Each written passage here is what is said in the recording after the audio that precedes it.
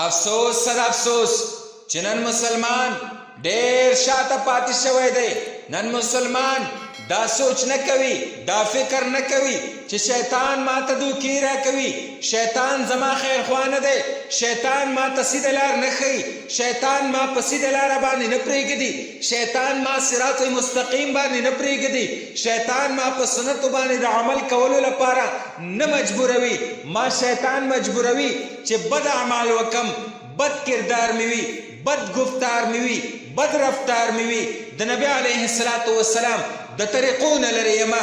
شیطان ما ته دا دوکې راکوي چې ته د سید خاندان سره تعلق ساتې، تا پلار ښه سړی تېر شوی دی، ته د پلانکي پیر سره تعلق ساتې، د علماو سره تعلق ساتې، ته میا یې، ته سید یې، نو په دې خاطر سره ما او تا نیک اعمال نه کوو. شیطان راته وایي چې نیک اعمال مه کوه، ته د ښه خاندان نه یې، د علماو سره د تعلق دی، د هغې په وجه به الله رب العزت تا ته عذاب نه درکوي او د الله رب العزت د جنت الفردوس او د جنت چې کومې وعدې شوي دي د مسلمان دپاره، په هغه صورت کې چې کله نیک اعمال وکړي ما او تا هغې ته په تمه ناست یو چې الله رب العزت په ما او تا سره هم هغه وعده پوره کوي.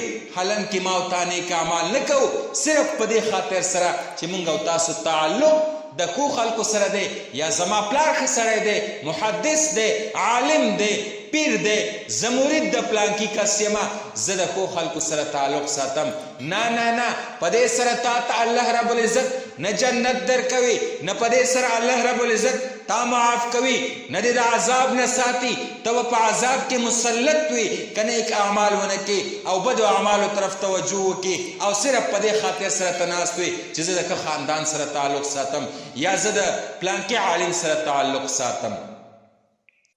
یو صحابي رضی الله تعالی عنه فرمایي چې ما به د نبي علیه السلام په خدمت کې شپه تېروله او د تهجد په وخت کې به مې د اوداسه اوبه او نور ضروریات مثلا مسواک، جای نماز وغیره د نبی علیه السلام دپاره تیارول او نبی علیه السلام ته به مې مهیا کول. یو وارې نبی اکرم صلی الله علیه وسلم زما د خدمت نه ډېر خوشحاله شو او ډېر خوشحاله و. وی فرمایل وغواړه څه غواړې ته؟ ما عرض وکړه ای د الله رسوله په جنت کې ستاسو ملګرتیا. نبی علیه السلام فرمایل نور څه غواړې؟ ما ورته وفرمایل بس دغه شی غواړم او دا مې غرض دی چې زه ستا ملګری وم په جنت کې. نبی علیه السلام ورته وفرمایل ډېره ښه ده، ډېره ښه ده، زما مدد کوه د سجدو په ډېروالي سره، زما مدد د سجدو په ډېروالي سره کوه. داسې نه چې ما او تا صرف کینو او دغه سوچونه کوو چې زما تعلق د ښه سړي سره دی، د سید یم، زمیا یم، د پلانکي کس مرید یم، په دې خاطر به الله ما معاف کړي. نه نه، دغه صحابي د نبی علیه السلام سره تعلق و، خو نبی علیه السلام ورته فرمایي زما مدد کوه د سجدو په ډېروالي سره. الله رب العزت دې موږ او تاسو ته داسې د اعمالو توفیق را نصیب کړي چې نیک اعمال وي، د هغې په وجه باندې الله رب العزت موږ معاف کړي او موږ ته اوچت مقامات راکړي او الله رب العزت موږ نه راضي شي. غټه خبر دا ده چې الله موږ راضي کړو، اکه ولې په واړه عمل سره ولې نه وي، خو چې په اخلاص سره ما او تا عمل وکړو، ځکه چې الله رب العزت د یو بنده په واړه عمل سره ډېر زیات خوشحالیږي خو چې په اخلاص وي.